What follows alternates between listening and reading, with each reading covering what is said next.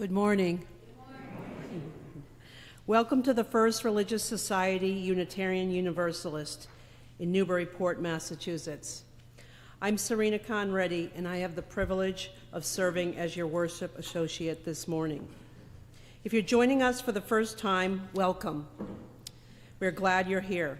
If you're new and you'd like to connect, please fill out one of the blue cards in your pew and put it in the collection plate. We come together at FRS in person and online, committed to love, peace, and justice. Our mission and our invitation to all of you is to come as you are, journey together in love, act with courage, transform our world. If you're worshiping online and would like to access this morning's order of service, please click on the link just below the live stream. If you would like a large print order of service or hymnal, please ask an usher and they'll be happy to help you. Please take a moment to review your order of service for all the activities happening this week. In particular, I'd like to highlight Reverend Lowell is offering another round of her UU Basic class. It's 3 Mondays starting tomorrow, February 16th through March 2nd from 6 to 7:30. She'll cover questions like, what is Unitarian Universalism? How does this place run? And so much more. Please register using the link in your order of service. Whether you're new or have been coming for years, you're most welcome to join. Please join us at 7 p.m. on Tuesday evening for our monthly music and poetry service led by Reverend Rebecca and Nick Place. The theme of the service will focus on universal love. Every Sunday, it is such a blessing that we can gather, so let us give ourselves to it. Welcome once again. It's good to be together.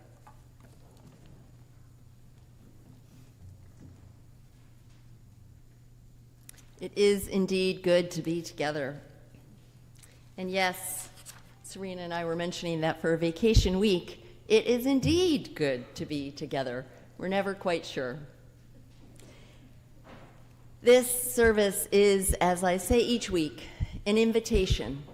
It's an invitation to all of us to open our minds, to open our hearts, to gather in community and grow closer to one another.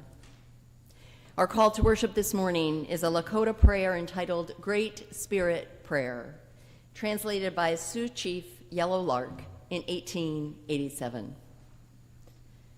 O Great Spirit, whose voice I hear in the winds and whose breath gives life to all the world, hear me. I need your strength and wisdom.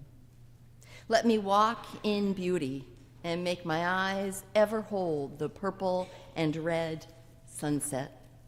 Make my hands respect the things you have made and my ears sharp to hear your voice. Make me wise so that I may understand the things you have taught my people.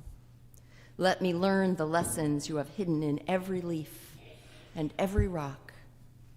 Help me remain calm and strong in the face of all that comes towards me. Help me find compassion without empathy overwhelming me, but to fight my greatest enemy, often myself. Make me always ready to come to you, Great Spirit, with clean hands and straight eyes. So when life fades as the fading sunset, my spirit may come to you without shame. For the Abenaki people, on whose land this church stands, and all of the indigenous people, their wisdom and lives that go on, you are faithfully and joyfully called to worship. Let's rise in body or in spirit. Let's join in our opening hymn, Draw the Circle Wide. The lyrics are in your order of service this morning for this hymn.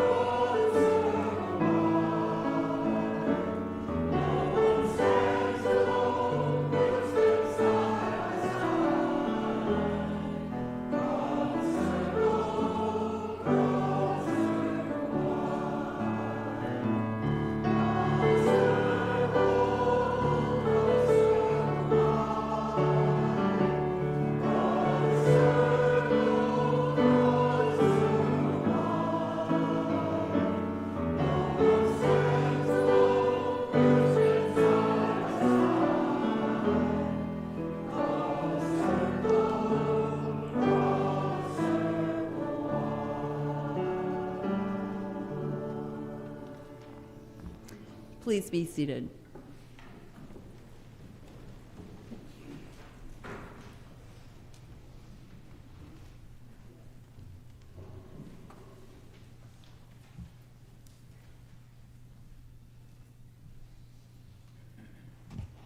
Please join in saying our chalice lighting.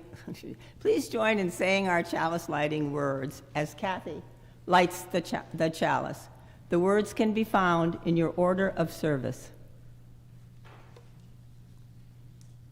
We gather this hour as people of faith, with joys and sorrows, gifts and needs.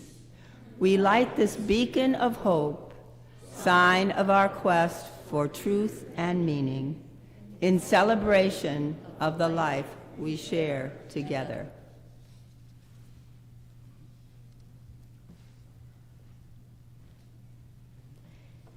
Each week, we also light 2 candles of peace.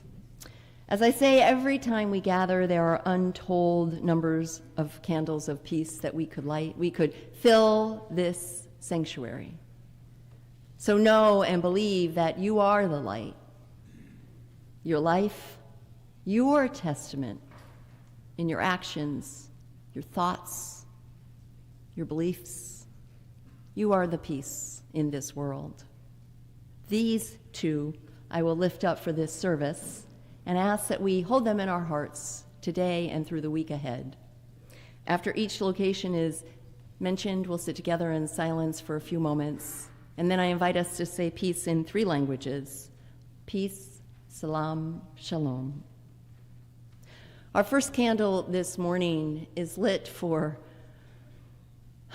churches, countries, cities, states, towns, homes, streets, shelters, where those who identify with and practice the Christian tradition will be honoring and observing Ash Wednesday this week.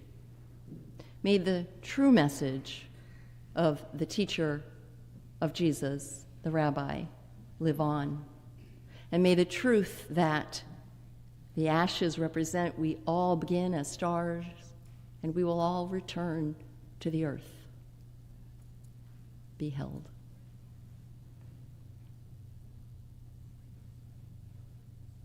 To this we respond, peace, salam, shalom. Our second candle this morning is lit for High Street here in Newburyport, where for many months people have been gathering in a peaceful protest and protection of our democracy, gathering not with violence, but with commitment, with using their voices. We thank everyone who has been a part of that and all the wonderful honks and beeps they receive, letting them know they do not stand alone.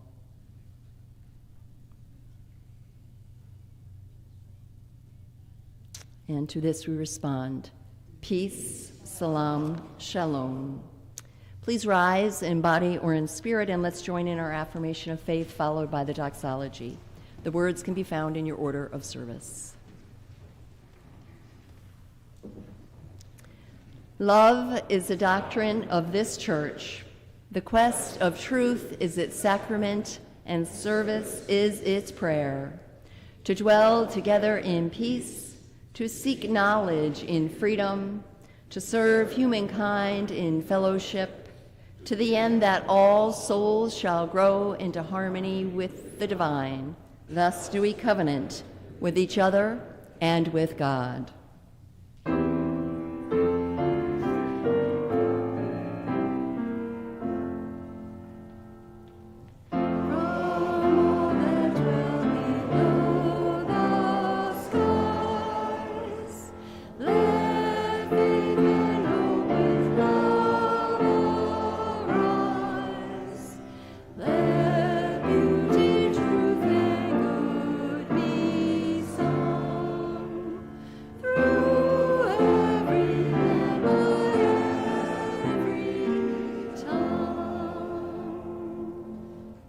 You may be seated.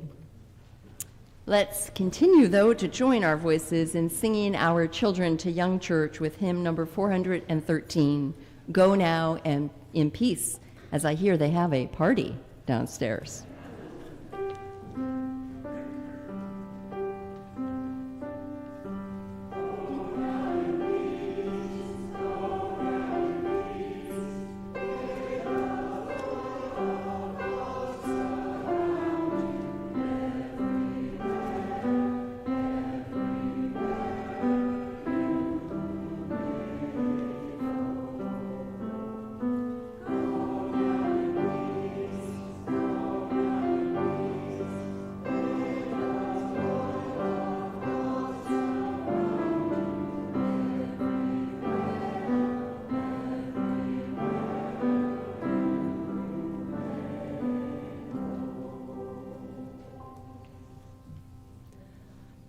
I will now share with you my journey of faith. Some of you have heard parts of this before, so bear with me. The title is Finding Dharma in a Life of Seeking. For as long as I can remember, I have been a seeker. My life has been shaped not by one faith, but by a lifelong exploration of meaning, of discovering who I am in relationship to something greater. God, consciousness, the universe, or simply the quiet awareness that connects all beings. I grew up at the meeting point of worlds, an Islamic father, a Protestant mother, and a childhood spent attending a Unitarian church. I was encouraged to explore, to stay curious, and to ask questions. That early freedom planted a seed, a sense that the divine could wear many faces, speak many languages, and dwell in every heart. As an adult, that curiosity guided me into spiritual practice and learning. I studied Sufi meditation, Hindu pujas, yogic philosophy, and mindfulness. I filled journals, attended workshops, and took graduate courses that wove science and spirituality. Yet through all the classrooms, ashrams, and camps, my true journey unfolded not in public gatherings, but before my own altar, quietly, one prayer at a time. One tradition that resonated deeply was the Hindu Vedic practice of Sri Vidya, a goddess-centered system based on sacred geometry. Its central image, the Sri Yantra, an intricate web of triangles, which maps the relationship between the personal and the universal. The more I studied the intricate diagram, the clearer it became that all spiritual traditions are maps pointing towards the same destination. This confirmed my belief that every faith tradition, in its own way, offers a map for finding ourselves and understanding our place in the world. One of my favorite authors, Stephen Cope, writes in The Great Work of Your Life, "Yoga and Eastern philosophy are catalogs of methods developed over centuries to help us fire with all cylinders." It was through Cope's interpretation of the Bhagavad Gita that I grasped this idea of Dharma, the sacred calling each of us carries. His 4 pillars of Dharma became a framework for my life. Reverend Rebecca asked the question in her sermon a few weeks back, what is right for me, and where am I willing to be led? These questions echo the essence of Dharma. It reminds us that our spiritual work is not about perfection or certainty, but about faithfully listening, staying open to where life, spirit, or God is invited us next. And I would add, no matter how uncomfortable it is. So Cope's 4 pillars of Dharma became the compass by which I navigate life. First, know your Dharma. Recognize it, your gifts, recognize them and lean into them. Second, give it everything you've got. Trust that the universe supports you. Third, let go of the fruits of your actions. And fourth, turn it over to God, surrender, and allow grace to move through you. These principles aren't abstract to me. They guide me wherever life asks for courage or change. My journey had long been a solitary one, but the universe has a way of nudging us towards connection. That nudge came unexpectedly when FRS sponsored a family of 11 Afghans and called for volunteer English tutors 4 years ago. At first, I saw it as a service, but what began as a teaching role blossomed into a relationship of deep love and learning. Through Soma, the family's eldest daughter, I rediscovered Islam and the cultural faith of my childhood, but a vibrant living devotion. And it feels especially meaningful to share this story now as Ramadan begins this week, a sacred time of reflection, restraint, and gratitude for Muslims around the world, including Soma and her family. When I asked Soma what she loved most about Islam, she said, "When I read the Quran, it calms me, and I feel generous." She said, "Try it, you'll see." That sincerity moved me to study more deeply. It inspired me to take a seminar in Islamic thought at Wellesley College a few years back. We read The Secrets of Divine Love and The Veil in the Male Elite.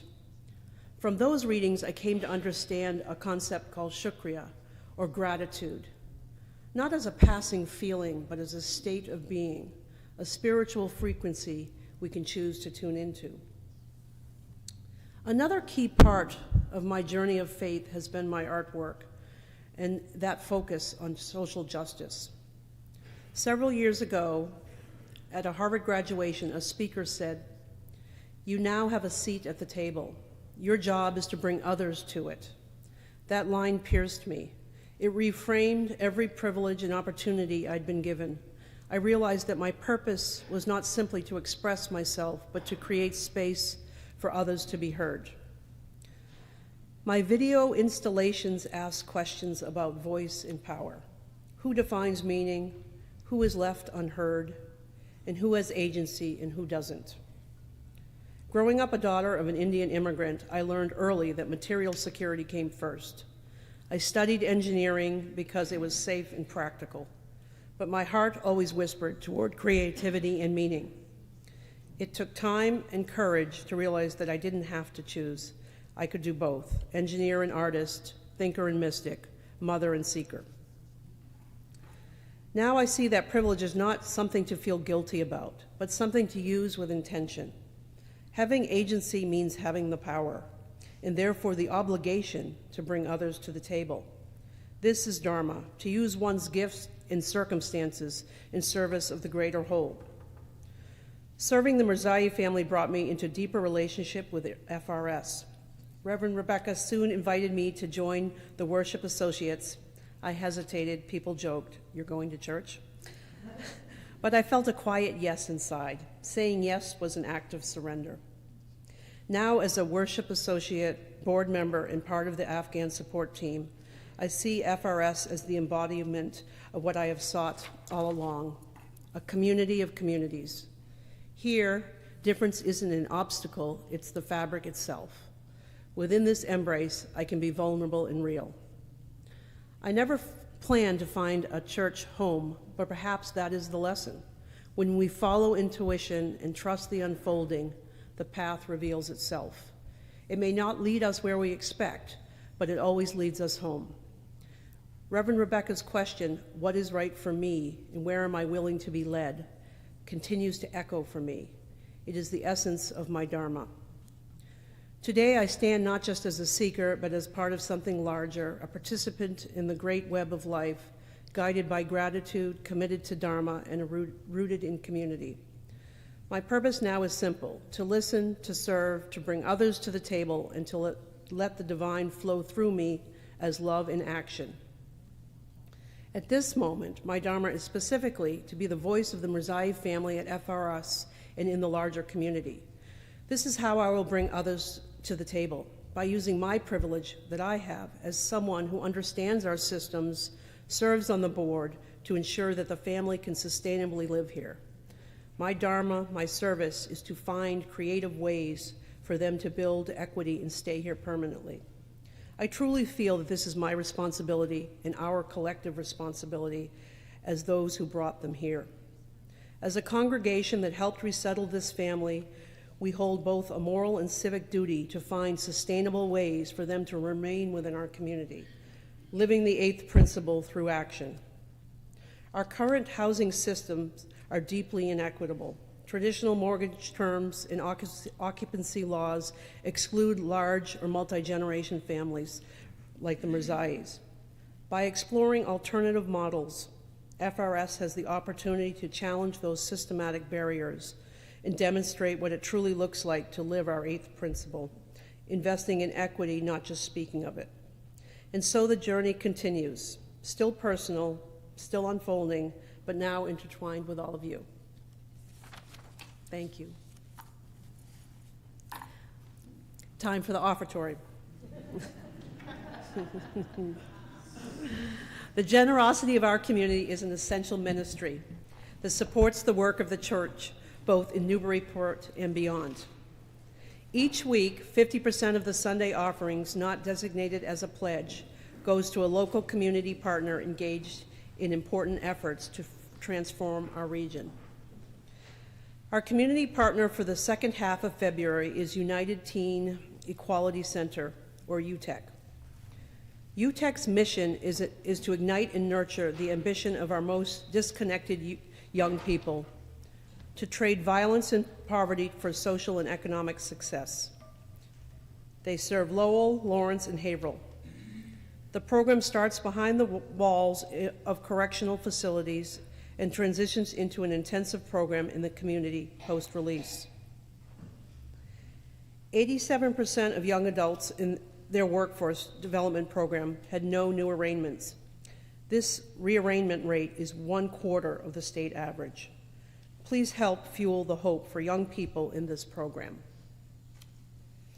To give online, please use the link in your order of service or below the live stream.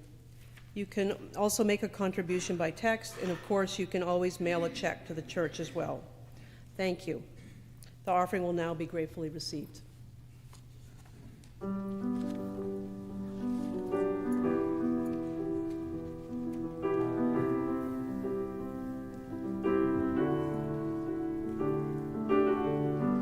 Say there's so much you don't know.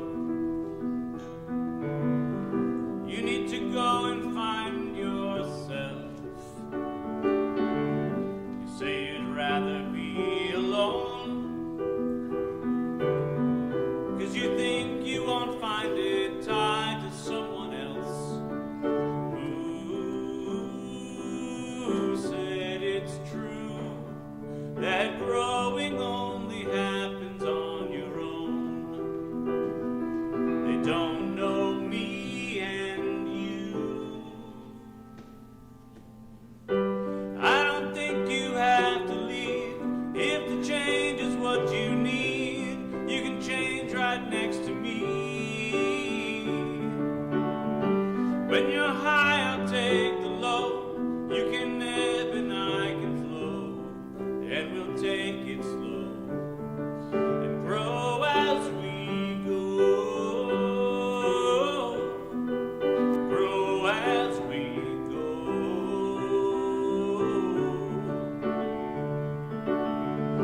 You won't be the only one. I am unfinished, I've got so much left to learn.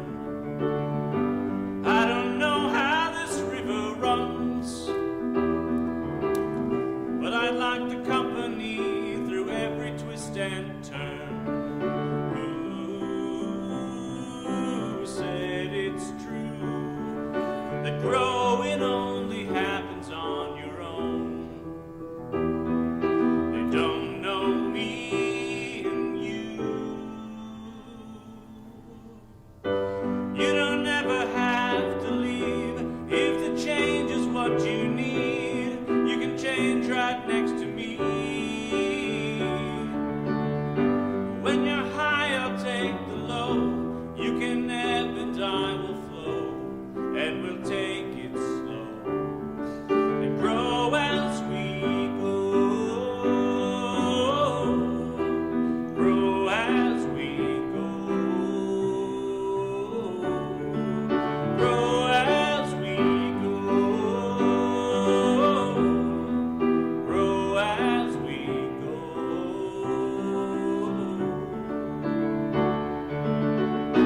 I don't know how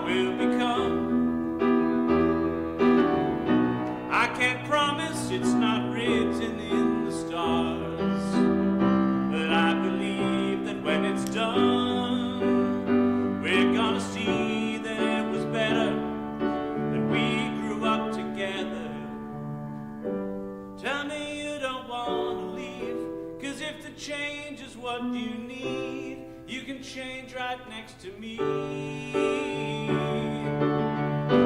When you're high, I'll take the low. You can ebb and I will flow, and we'll take it slow and grow as we go. Grow as we go. Grow as we go. Grow as we go.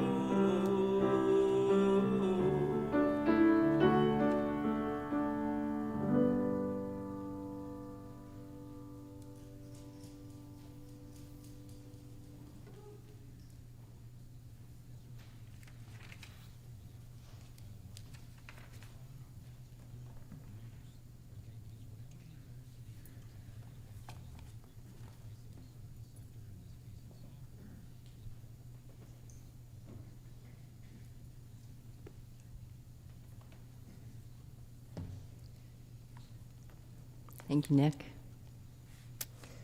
I think he just tries to get me to cry up here. That's what I think.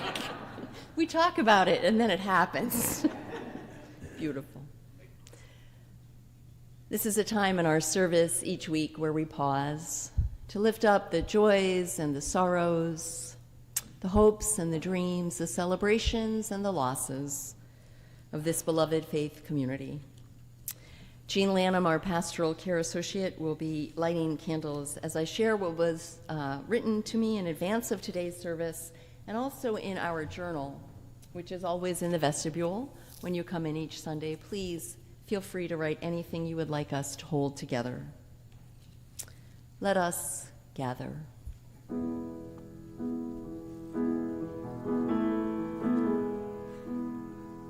Open my heart to be a sanctuary, all made holy, loved and true. With thanksgiving, I'll be a living sanctuary for you.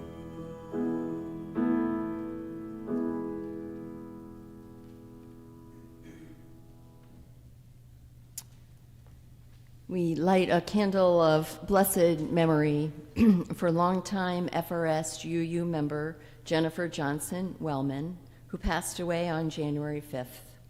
Jennifer was the daughter of longtime members Leonard and Helen Johnson. Her memorial service will be held this Friday in the sanctuary at 11 a.m. with a reception immediately following in the parish hall.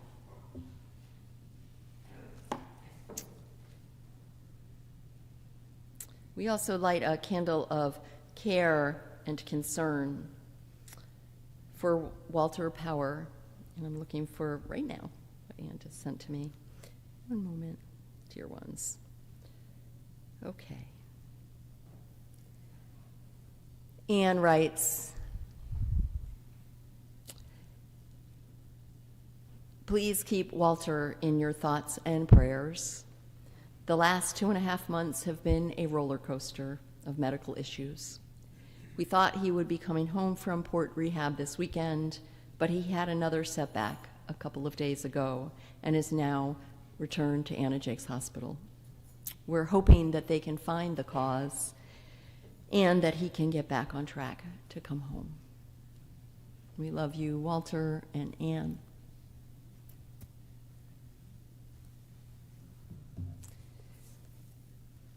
We also have another joy, a couple of joys to share with you. This from Roberta Calastanti.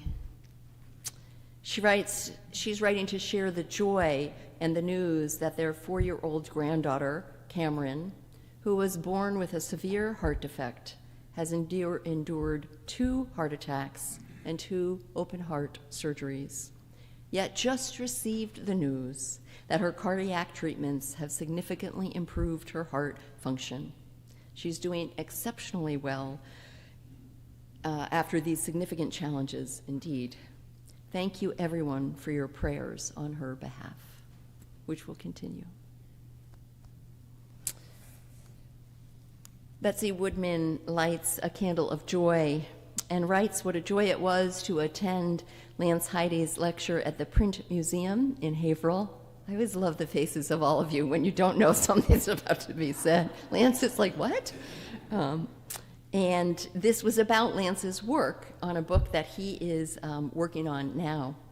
It's an illustrated memoir about his father, who was a master fly tyer and taught Lance through this to love nature, as well as to meet historic figures who made major contributions to the art of fly tying. Our own Lance Heidi is a highly recognized designer of posters and books, and it was a pleasure to learn more about his work, and of course, him. He held a session after this about hand tying a book, and we learned a little bit more about the Wiley font. It is such a joy for all of you to get to know each other in ways you might not even realize. Ray Wilson and I have often talked about, why do we learn things at memorial services about members? So I encourage you, get to know one another. I light another candle of thanks from Lee Pearson, who says, thank you all so much for your care and concern about my sister, Gay Pearson. Her insurance denied rehab care for her stroke, which threw a whole wrench into the works. But she is home now, receiving services from the Visiting Nurse Association. She's not comfortable yet talking on the phone, but would love to get cards. And her address will be included in the Between Us, which will come out on Tuesday because tomorrow is a holiday and Diane Carroll's off. In particular, Lee says, Gay loves pictures of nature, boats, and birds. And I would like to light 2 final candles, one for all of the care that is offered and given within this congregation, this morning focusing on our pastoral care associates. Jean Lantham and another 7 folks are constantly at joyful service, care. We always say, though, who's really being served? It is a mutuality of care, and we are grateful. I also light a personal candle of thanks for all of the support and care that has come my way as we are packing the home, preparing to sell it this week. So this week my voice is raspy because I'm very tired. I will actually be away the next 2 Sundays on a long-planned meditation retreat, and you will be well served by Reverend Stan and then someone coming from the regional UUA office on the first weekend in March. So thank you. And we light a final candle, as we do each week, for all of the joys, all of the sorrows, all of the hopes, all of the concerns, that although unspoken, are held in just as much love and care. Let us join our voices.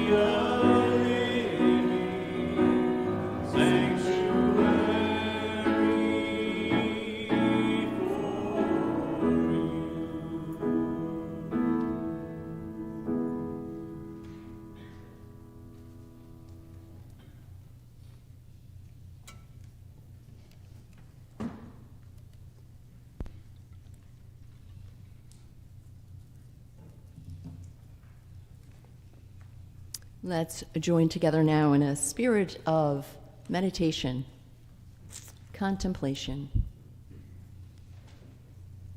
I'll offer us a guided process for peace, an internal invitation for all of you in the confines of your mind and your heart and your body, even as we gather together as one.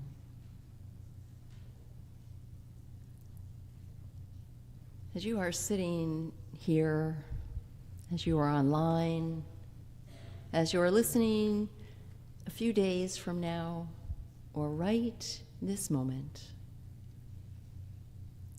imagine the space around you.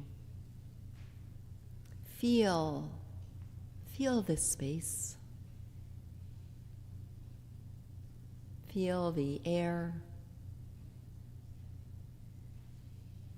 Feel the sunlight if it's near you. Feel the openness, buzzing with invisible electricity, and yet eternal and open. Take a moment to recognize and to realize where you are constricted or closed.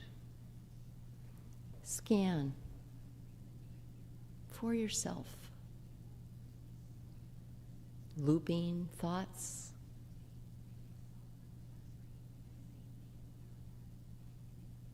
Replaying words.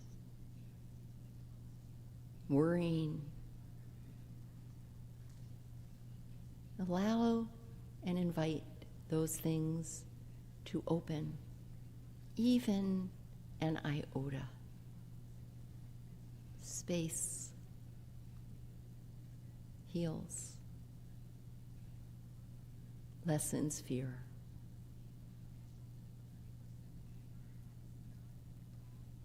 Scanning your body for the clenched,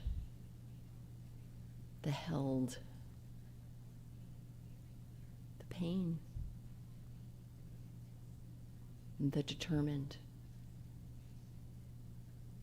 May it soften, even with your recognition. Being seen matters.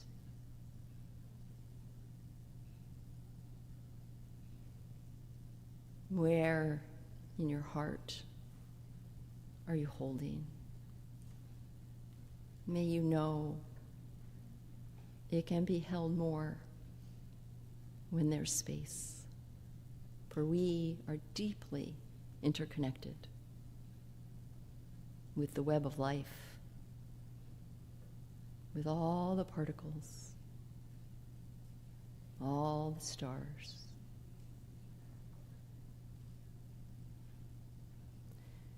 And as you're there now with maybe a little more space, and maybe not, it's okay.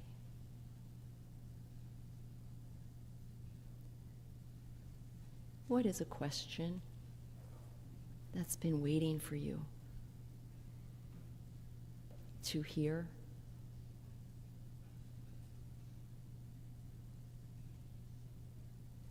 What is a question that surprises you, even as I ask? You only need one. I'm offering ways in. Long-held question, surprising question, one that makes you laugh, or maybe fill a tear.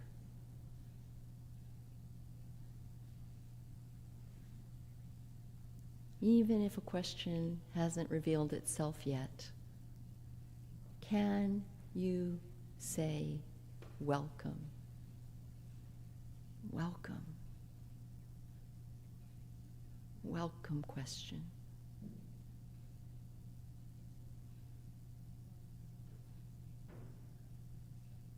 Can you be curious? Not for an answer, but simply about it.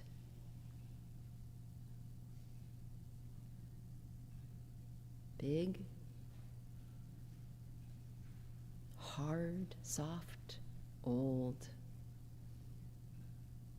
surprising. Welcome. Are you willing to allow the question to speak?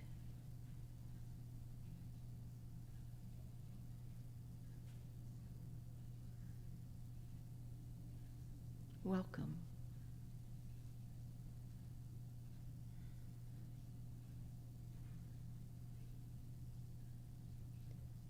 Are you willing to respect its presence in your life, in your mind,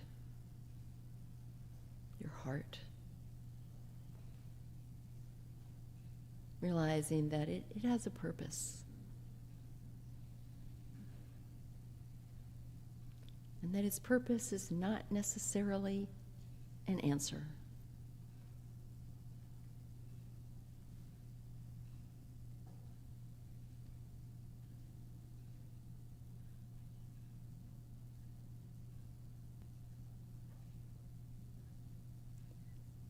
Take a moment and maybe make a promise or a pact with this question. Whatever you need to say. Thank you. Really? Must you? Can't it? I'll be back.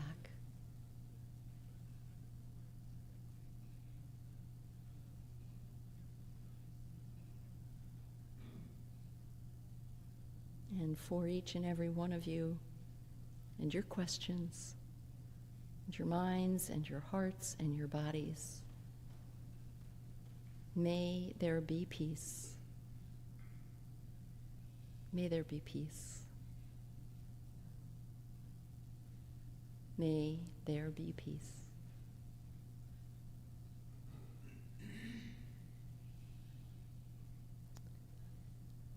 Amen.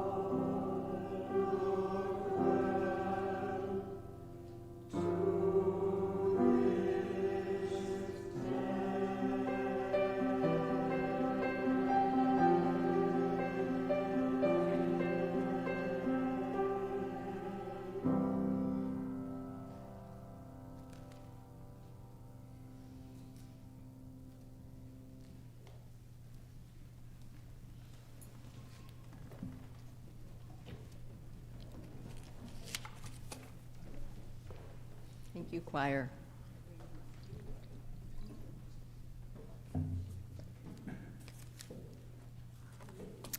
It's always later than I wish it was when I look at the clock right now. I'm like, really? Darn. Maybe one of these days I'll stop caring. You can walk out. No, I'm teasing.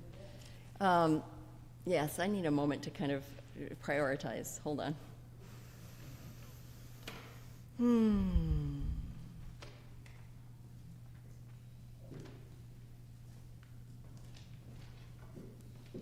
I'll do my best.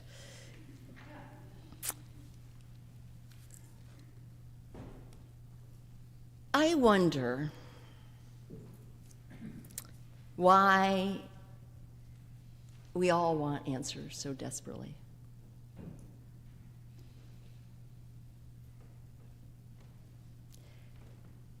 I have my own thoughts about that, and certainly they are informed by religious leaders, great civic leaders, workers in justice and peace, and awareness of systems of culture and what they teach us. They are informed by mystics and philosophers, my answers, and my own experience.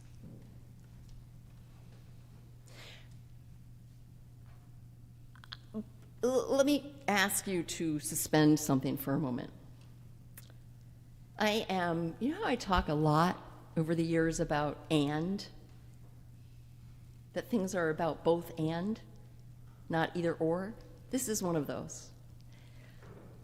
I love answers like the best of us. And there are times, millions of times a day, we need answers. This is not anti-answers. This invitation, this exploration about questions is along with that. So maybe you can set that aside. Of course, we need answers. And of course, we make the best decisions we can, sometimes with the best information we have at the moment. However, I believe that for most of us, there is this insatiable desire to have answers, especially if there is uncertainty, threat.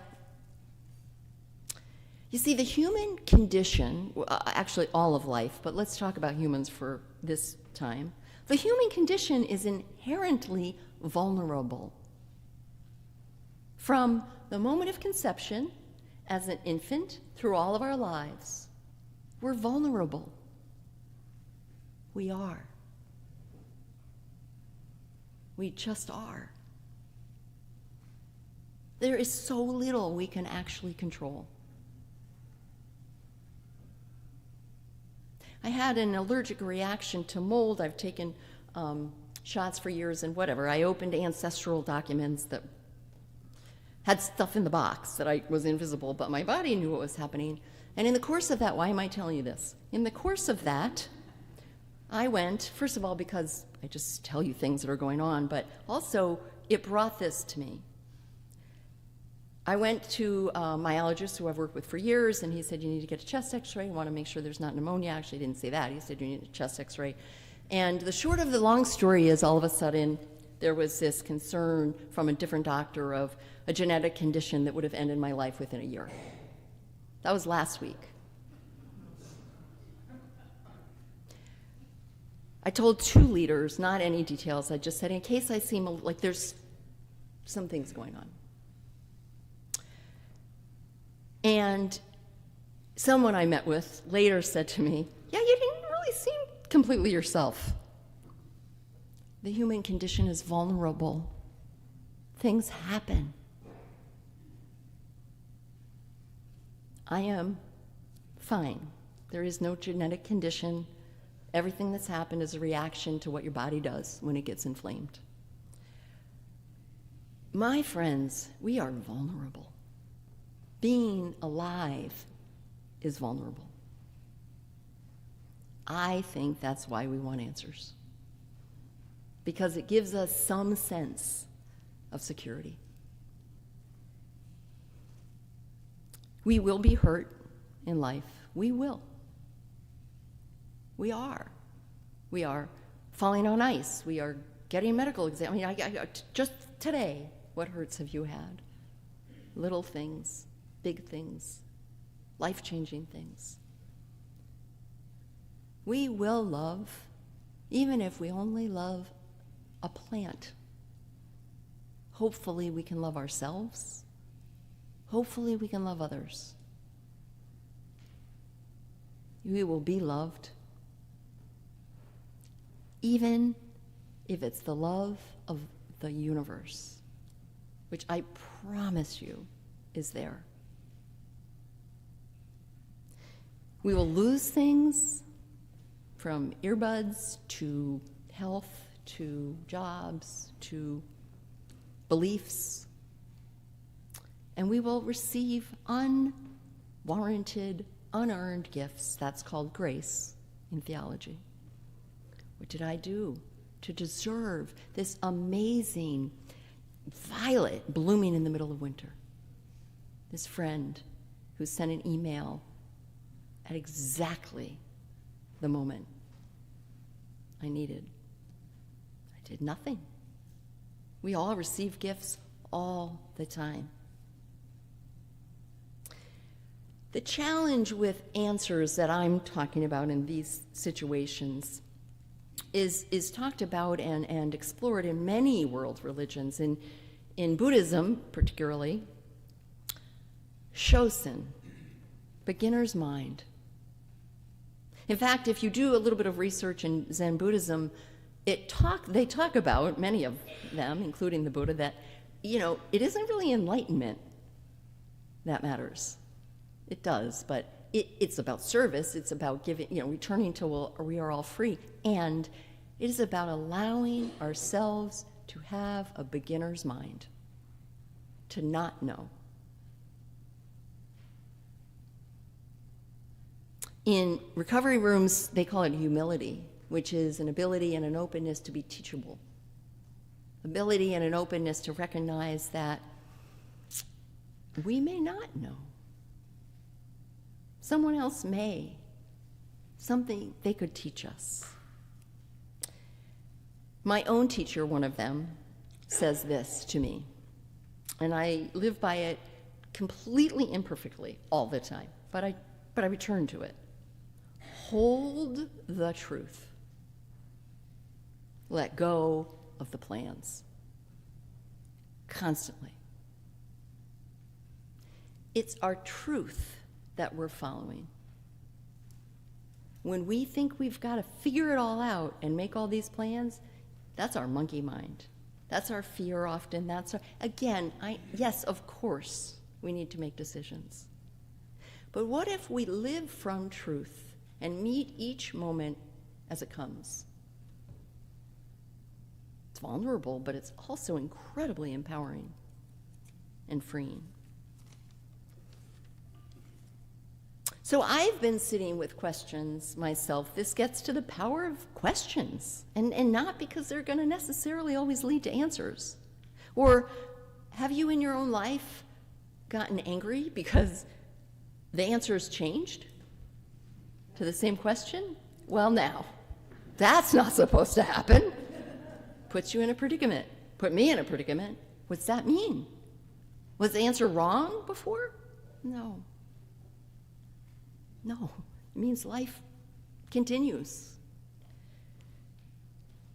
I have been sitting with some questions about our shared ministry and the transition we're in, and I've been sitting with them not alone, but in particular, most recently, with a group of 4 women who are committed to walking this journey around the soul of the congregation, the process between now and when my time here ends around how do we care for all of us, the shared ministry that is transitioning?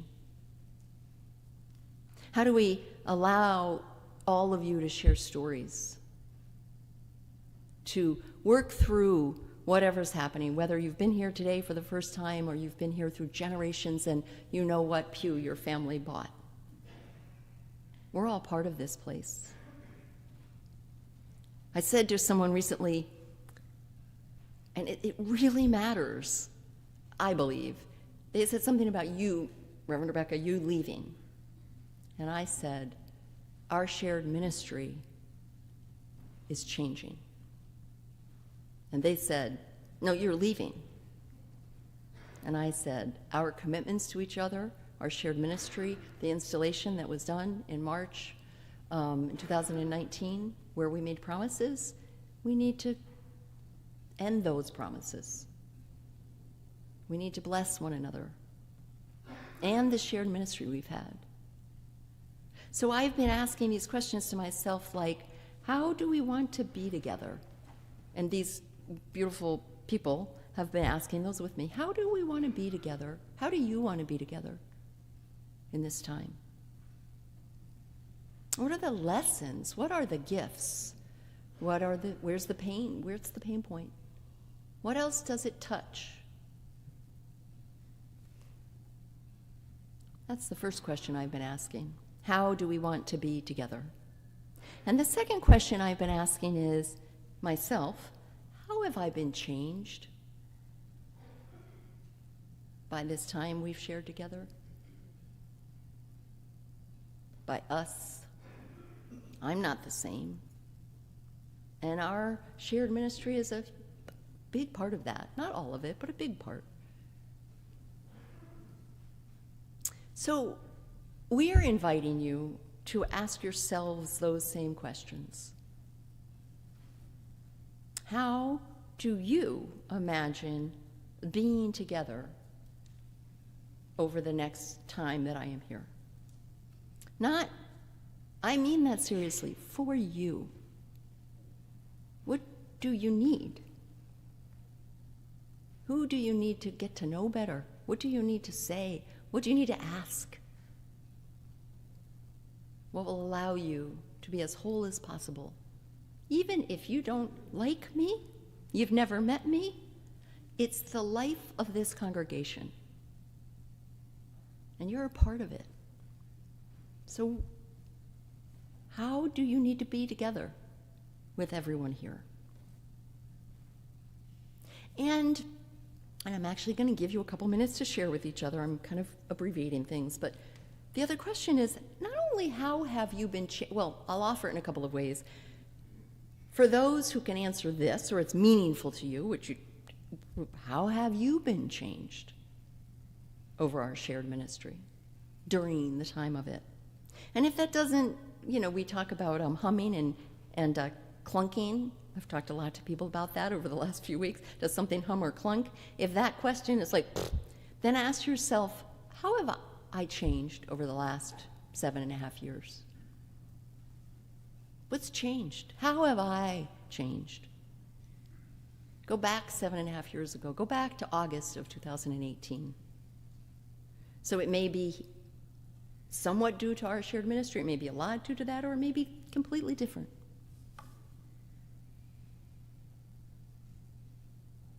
This is a starting point, these two questions. I am going to ask, and if you can hang with us for maybe 7 minutes, I'm just going to give you a minute or two to turn to someone next to you and to answer one or both of them, and anything you want to share. How do you need to be together over the next period of time while I finish my time here, while we change our promises? Or how have you been changed by our shared ministry or in other ways since August of 2018? If you're online, and we've talked a lot about you, we welcome you to put something in the chat, just knowing it will be there forever because that's YouTube. If you're with someone, you may want to share online. Also, send anything online, or all of you, to me, and I'll share with our group, and there will be opportunities for these to continue, but just as a beginning. Not for an answer, but curiously. So 2 minutes, turn to someone next to you and listen or share. Hi, Bruce. Hi. Good to see you. Good, talk to Doug. 2 minutes.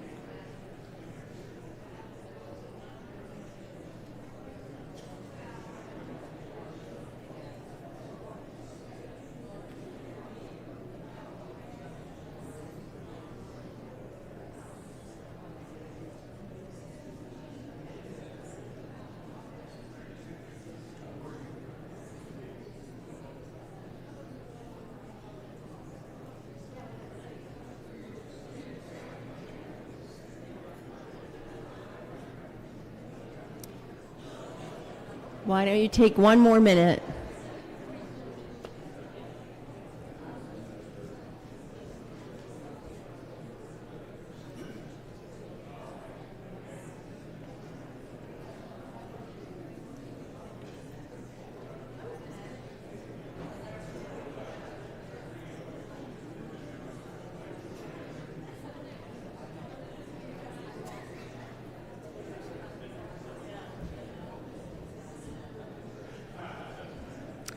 Okay, my friends, to honor, okay, the singing bowl is up there. I can go back up. Do that, Nick. I am sorry to curtail the conversation for the moment. But what it tells me in looking and listening to the hum is that you all have things to share with each other. So there will be other opportunities in different ways.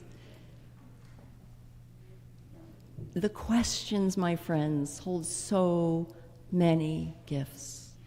Every question. And if it doesn't, whatever it is, if a question haunts you or stresses you or shoulds you or demands you, I give you a pass to say, no thank you question. If it's not helpful, it's okay to be uncomfortable. It's okay to be confused. It's okay to be frustrated that it's, hard. But if it's something coming to you from, no, life is too short. Remember that. I learned a hard lesson about that last week. So, love the questions. Let's rise in body or in spirit and join together in our closing hymn, number 123, Spirit of Life.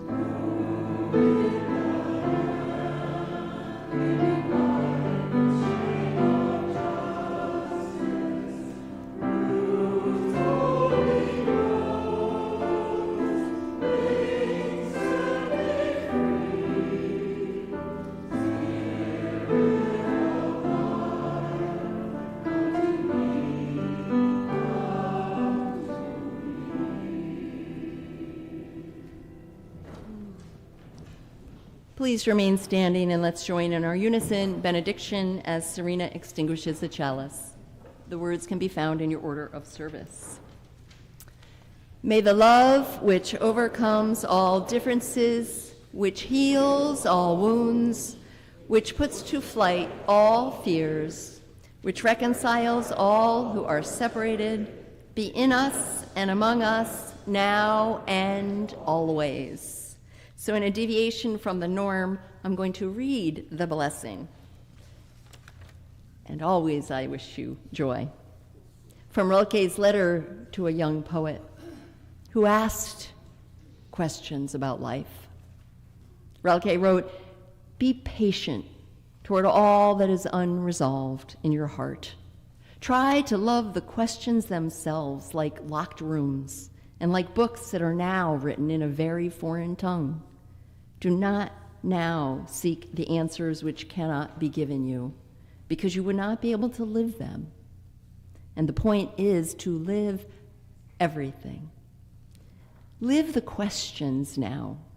Perhaps you will then gradually, without even noticing it, live along some distant day into the answers." Go in peace, my friends. Return again in great joy. Amen.